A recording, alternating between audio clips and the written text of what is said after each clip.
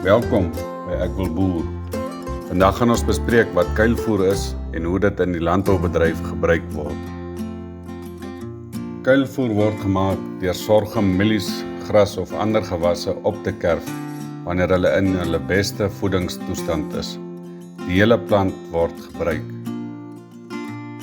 Die oes word dan in bedekte pitte of plastiek toegedraai en gestoor.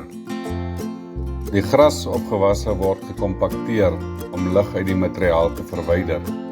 Dit help die proses van anaerobiese fermentasie wat die voer behou en 'n lekker geur vir die diere skep. Die fermentasieproses duur 'n paar weke en die resultate is 'n voedsame voer wat die voedingsstowwe van die oorspronklike plant behou. Maar dit kan langer gestoor word, selfs jare, sonder om te bederf. Kuilvoer is ryk in energie en proteïene, wat dit 'n ideale voer vir melkbeeste, bees en ander landboudiere. Dit help om die diere gesond te hou, selfs wanneer varsgras nie meer beskikbaar is nie.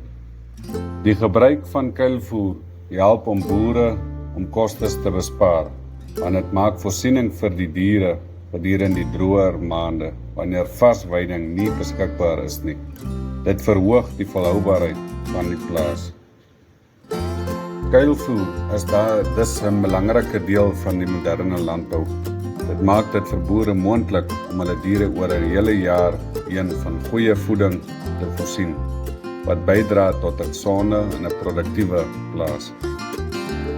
So in kort, wat is kuilvoer? Kuilvoer is dan mielies, sorghum of enige grasse of gewasse wat dan gekerf word. Dit word dan gestoor in pitte, waar dit dan gekompakteer word om al die suurstof uit te druk en dan bedek met plastiek, sodat daar geen suurstof by die produk kan uitkom nie.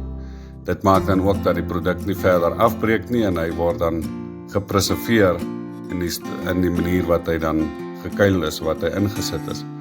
En sodoende kan jy dan die kuilvoer hou vir 'n paar jaar of vir 'n paar maande, opmaak, weer vir jou diere voer. Ek hoop jy het meer geleer oor wat kuilvoer is en hoe dit werk. Dankie vir die kyk. Tot volgende keer.